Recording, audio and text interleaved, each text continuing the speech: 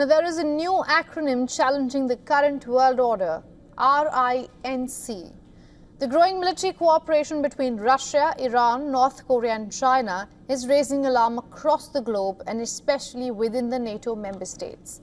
As Russia increases its aggression against Ukraine, South Korea has expressed its concerns over Pyongyang's growing ties with Moscow. South Korea's spy chief has alerted that North Korea has sent around 3,000 troops to Russia. Seoul claims that Moscow is training Pyongyang soldiers to use its military equipments. North Korea's arch-enemy is sure that Pyongyang is aiming to deploy around 10,000 soldiers by the end of this year.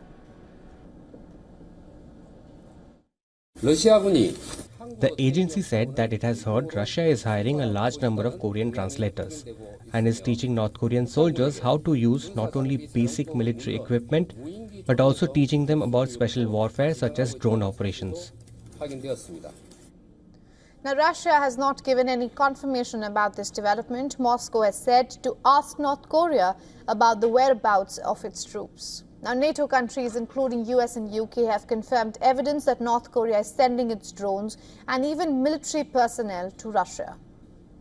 Well, our analysts they continue to look at this. Now, we are seeing evidence that there are North Korean troops that have gone to Africa. Now, not Africa, but Russia.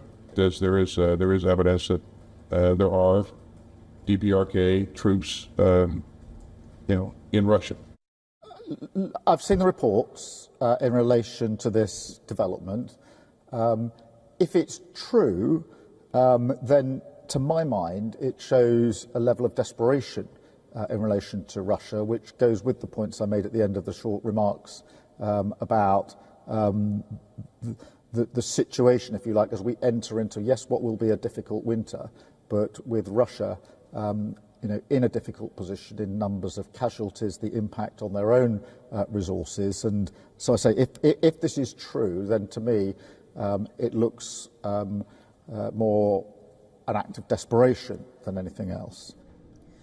Ukrainian president has asked North Korea to not interfere in its war with Russia. It is clear that Pyongyang, like Moscow, does not count people and does not value human lives. But we are all equally interested in ending the war, not prolonging it. That is why we must stop Russia and its allies together. Now, as Russia continues to push along Ukraine's battle front lines, Ukraine and the United States say that Iran has not only supplied its Shahid drones, but also its military advisors to Moscow. However, Tehran has denied all of these claims.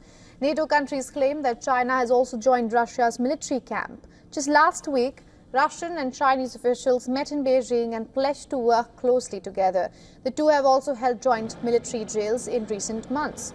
Ukraine wants to join NATO to ensure its security in the region, and Russia says Ukraine joining NATO is not an option that can be discussed.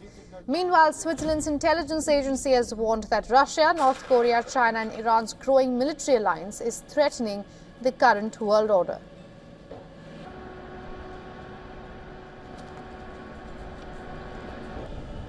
For all the latest news, download the WION app and subscribe to our YouTube channel.